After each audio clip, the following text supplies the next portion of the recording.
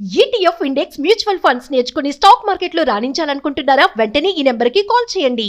నమస్తే రమగారు. నమస్తే జయ. రమగారు, ఇటు 7 తరాలకి అటు 7 తరాలు కూర్చొని తిన్నా సరే తరగనంత ఆస్తులు సంపాదించాలి. చాలా మందికి ఈ ఆలోచన ఉంటుంది, అవునా కదండి? కదా, కొంతమంది నానా కష్టాలు పడి కాస్త ఎంజాయ్ చేస్తూ కొంత సేవ్ చేస్తారు, మన తర్వాత తరాలు కూడా తినాలని. కొంతమంది ఈ ఎంజాయ్మెంట్ కూడా ఉండదండి, ఏముండదు. మనం ఒక్కరం ఈ జనరేషన్ మనం కష్టపడితే తర్వాత వచ్చి ఒక 7-8 తరాలు హ్యాపీగా చక్కగా అనుభవిస్తారనే ఆలోచనలో కొంతమంది ఉంటారు. నాకు అనిపిస్తుంది, ఇప్పుడు మనం ఎంజాయ్ చేయకుండా వాళ్ళ కోసం దాచి పుట్టుకుని మనకి ఏదన్నా అయితే, ఒకవేళ నువ్వు ఎంజాయ్ చేస్తావు అయినా దాస్తావు, అప్పుడు ఎంజాయ్ చేసి దాస్తే కొంచెం పర్వాలేదేమో అని నాకు అనిపిస్తుంది. అంటే ఇప్పుడు ఇంత కష్టపడుతున్నందుకు మనకు ఒకటే జీవితం కదా, తర్వాత ఏమవుతుందో మనకు తెలియదు కదా.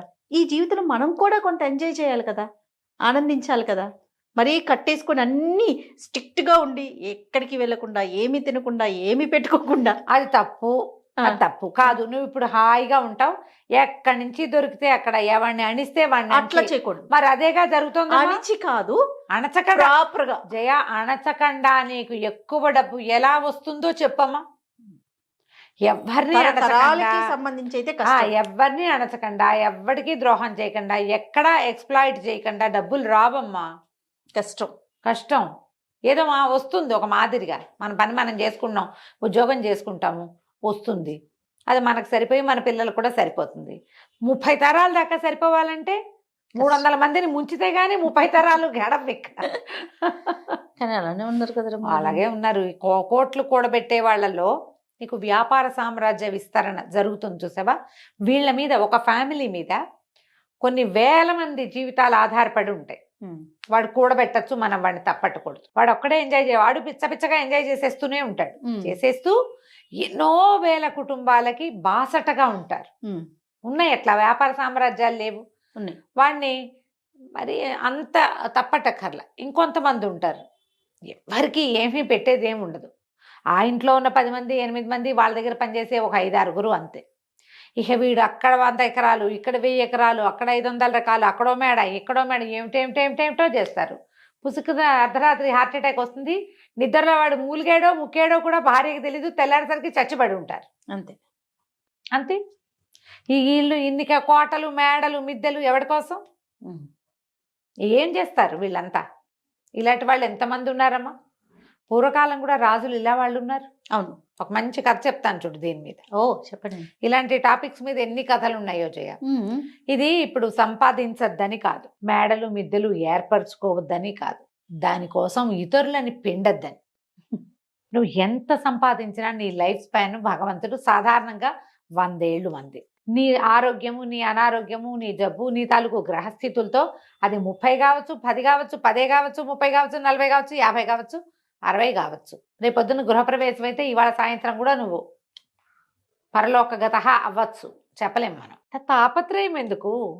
హాయిగా ఉండు, నీతో పాటు ప్రజలను కూడా ఉండి హాయిగా. ఎవరిదో లాగేసుకోవాలని ఎందుకు అనుకుంటారు? నువ్వు ఎంత లాక్కున్నా నీకు 1000 ఏళ్ల జీవితం రాదే. అంతేగా. నీకున్న రాయబడిందే, భగవంతుడు ఇచ్చింది 100, అందులో నువ్వు తగలబెట్టుకున్నది ఎంతో. అది ఏ రోజో తెలీదు. బస్ ఎక్కి దిగని వాళ్ళు కనపడుతున్నారు, రైలు ఎక్కి దిగరు, విమానం ఎక్కి దిగలేరు, ఇంట్లో పడుకుని నిద్ర లేవలేరు, బాత్రూంలో నుంచి బయటికి రాలేరు. ఇది ప్రస్తుత కాలం. ఇప్పుడు జిమ్కి వెళ్ళి కూడా తిరిగి రాలేని వాళ్ళని ఎంతమందిని చూసామో మనం కదా. ఎందుకు వచ్చింది? ఇందులో ఏదైనా సహాయం చెయ్యి, కనీసం జీవన సాఫల్యాన్ని పొందు. నువ్వు ఎంత కూడబెట్టావని కాదు, నీతోటి ఏదొచ్చిందో నువ్వు పోయాక కూడా నీ మంచి ఏదైనా మిగిలితే అది నీది. నువ్వు పోయాక ఆస్తులు మిగిలితే అది నీది కాదు. ఏమంటారు మనవలు, ముని మనవలు, మా తాత ఇక్కడ 150 కొన్నాడు, ఆ 10 కూడా కొంచెచ్చాడు కాదు పాడువాడు అని తిడతారు. మా తాత ఎంత బాగా కొన్నాడు అని అనరు. ఇంకా అదేదో చేయలేదు, ఇదేదో చేయలేదు, అమావాస్య నాడు అట్టెట్టావా, పున్నన్నాడు పప్పేసావా అంటారు. అంతకంటే ఏముంది? అన్నీ చేశాడు కానీ మా తాత కొన్ని తెలివి తక్కువ పనులు చేశాడు. దీనికే నువ్వు సంపాదించింది అదే కదా. ఇంత సంపాదన ఆలోచించద్దు. ఆలోచించండి. మనవాళ్ళ పెళ్లిళ్ళకు కూడా మంగళసూత్రాలు చేయించి ముందు పెట్టుకోవాలనుకుంటారు. అసలు మన మన వాళ్ళ పెళ్ళిళ్ళ నాటికి సూత్రాలు ఉంటాయో ఉండవో. అదే కదా. ఇప్పుడే లేవు. ఏ పెళ్లి కూతురికి 16 రోజుల పండగ కాకముందే సూత్రాలు వెళ్ళిపోతున్నాయి మేళ్లలో నుంచి, నల్లపూసలు వేసుకుని తిరుగుతారు. ఉపయోగం లేని పని కదా. ఈ కథ చెప్తాను చూడు.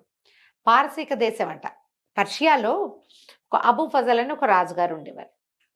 ఆయనకి తన మేడంటే ఎంత ఇష్టమో చెప్పరా అని ఇష్టం. అలా ఇంటి మీద ప్రీతి చాలా మందికి ఉంటుంది, ఇప్పుడు మనకు కూడా ఉంటుంది. అయితే ఈ ప్రీతితోటి గోడలకి మణులు మాణిక్యాలు అద్దిచ్చేవాడు, బంగారపు మలామా చేయించేవాడు. ఇంకా అవేవో మొక్కలు, ఇవేవో మోళ్ళు, అదేమిటో పువ్వులు, ఇవేమిటో కాయలు. ఎక్కడికి వెళ్ళినా సరే ముత్యాలు కనపడితే ముత్యాలు తెచ్చి ఇంటికి అంటించేవాడు, రత్నాలు కనపడితే రత్నాలు తెచ్చి మేడ కంటించేవాడు. అట్లా పెద్ద మేడ కట్టాడు, బ్రహ్మాండమైన సౌధం. చుట్టూతా ఆయన వేసిన మొక్కలు, ఆయన చేసిన బ్యూటిఫికేషన్కి అంతే లేదు, అంతు లేదు. ఇట్లా దీనికోసం ఆయన మరి బయట నుంచి తెచ్చిన అంటించేవాడు. ఎప్పుడైనా ఏదైనా సంవత్సరం బొక్కసంలో డబ్బులు లేవంటే ఏదైనా ఒక చిన్న పన్ను యాడ్ చేసి ప్రజల దగ్గర నుంచి రాబట్టి అదంతా దీనికి మలామా చేయించేవాడు, ఈ ఇంటికి, ఈ మేడకి. అట్లా ఎంతకాలమో జీవించి పోయాడు ఆయన. 80 ఏళ్ళుండి పోయాడు. అబూ ఫజల్ గారి కొడుకు అబూ షేక్ ఆయన రాజయ్యాడు. పోయే ముందు వాళ్ళ నాన్న అబూ ఫజల్ గారు షేక్కి చెప్పారట, ఒరే షేక్ బాబు, ఇది మన ఇల్లు అంటే పంచప్రాణాలు రా నాకు, దీన్ని ఎంత సౌందర్యవంతంగా తీర్చిదిద్దానో, ఇంటిని భద్రంగా చూసుకో, కుదిరితే మరింత అందంగా తీర్చిదిద్దు అని చెప్పాడు. నాన్న చేతిలో పెట్టాడని షేక్ గారు కూడా యథాశక్తి ఇంటికి బ్యూటిఫికేషన్ చేయించారు. ఆయన తన 56వ ఏట పరంపదించారు. తాతగారు వేసిన పన్నులు ఉన్నాయి, తండ్రి గారు అబూ షేక్ గారు వేసిన పన్నులు నడుస్తూనే ఉన్నాయి. వీళ్ళు ఈ 55వ ఏట పరంపదించిన ఆయనకి ఒక కుమారుడు ఉన్నాడు. ఈయన పేరు రహీం. ఓకే. అయితే ఈయన అబ్బో ఆయనకి ఎంత సౌందర్యారాధకుడో ఆ కుర్రాడు. వాడికి ఒక 30 ఏళ్ళు ఉంటాయి. అయితే ఇక ఆ అబ్బాయి అన్ని పన్నులు అయిపోయినాయి. ఏం పన్ను వెయ్యాలి ప్రజల మీద? ముత్యాలు, రత్నాలు, వజ్రాలు అన్నీ అయిపోయినాయి. ఇప్పుడు చెట్లకి ఏమైనా సౌందర్యవంతంగా చేయాలనుకున్నాడు. మనకు మొక్కలకి ఇట్లా లైట్లు పెట్టి కనపడుతుంటాయి అక్కడక్కడ, వాటి కూడా బ్యూటిఫికేషన్. పెంపుడు కుక్కలకి మెడల్లోకి బంగారు బెల్టులు, వాటికి మెడలోంచి వేళ్లాడేందుకు బంగారపు వీటికి ఏమంటారు గంటలు. పిల్లులకి సౌందర్యం. అంత అద్భుతమైన ఇంట్లో తిరిగే కుక్క పిల్లి కూడా అందంగా ఉండాలి చూడు మరి, అంతే కదా. బాతులు ఉంటే వాటికి బ్యూటిఫికేషన్. బాతులకు కూడా కాళ్ళ గజ్జలు ఉండాలి, మెడలో అదేమిటో ఉండాలి, ఇంకేమిటో కావాలి. ఇన్ని చేశారు.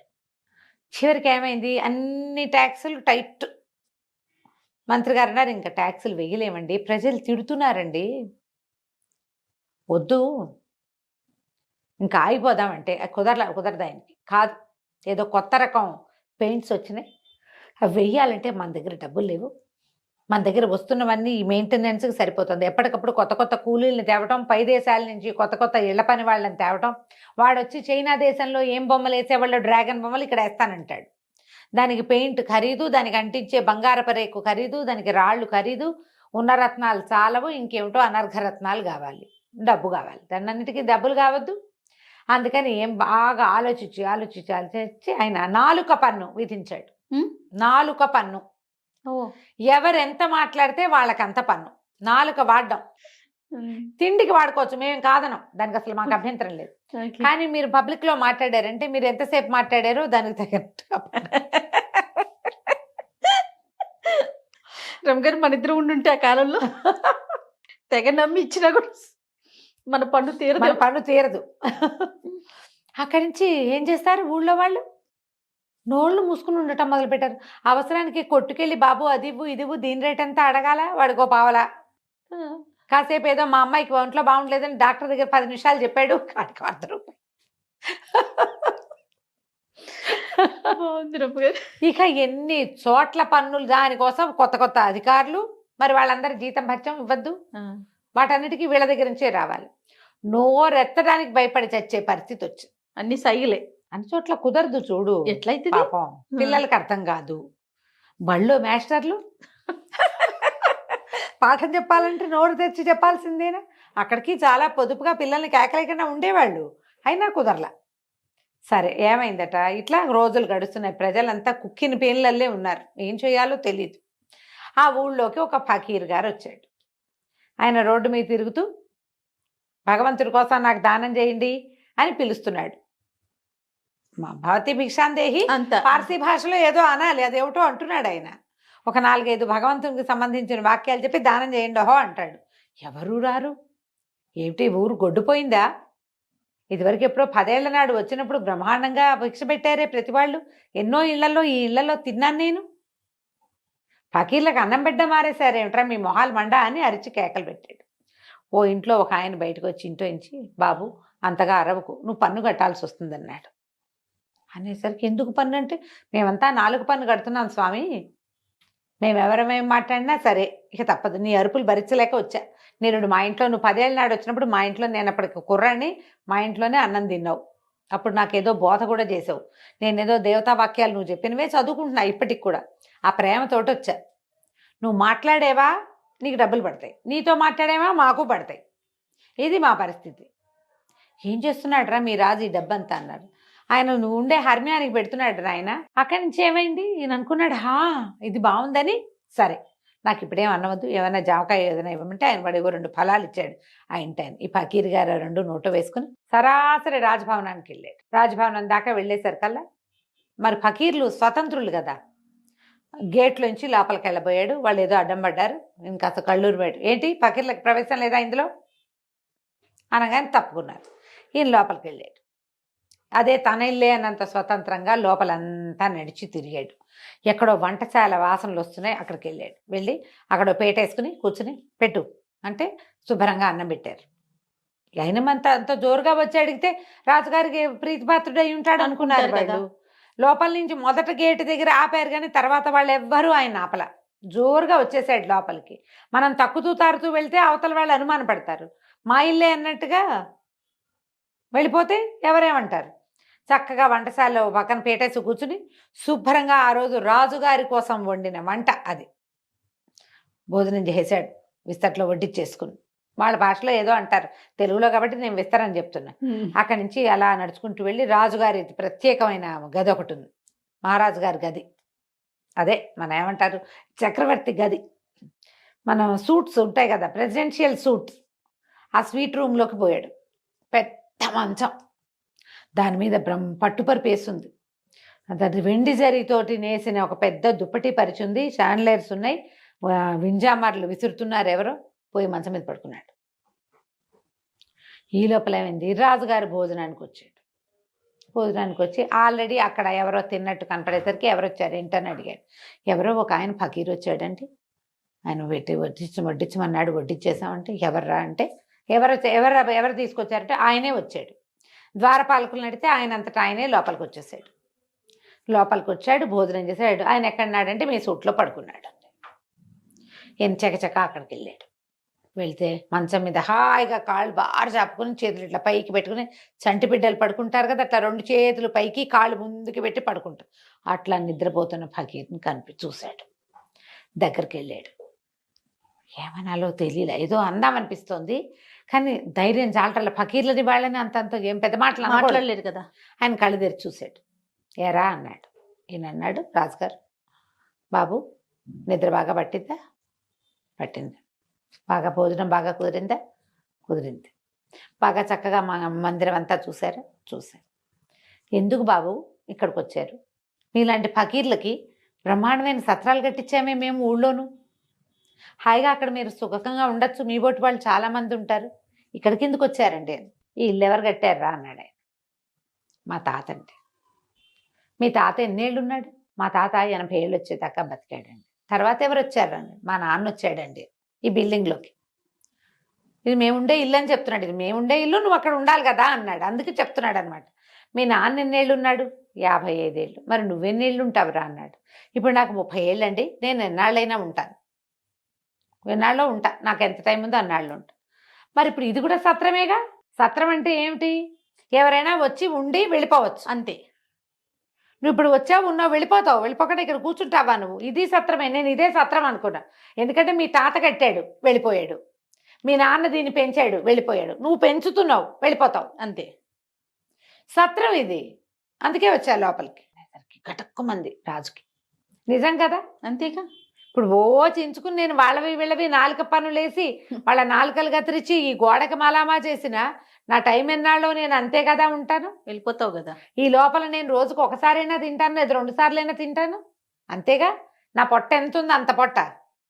దీనికి 1/2 గ్లాస్ బియ్యము, పావు గిద్దెడి పప్పు చాలు. 10 సార్లు తినవు.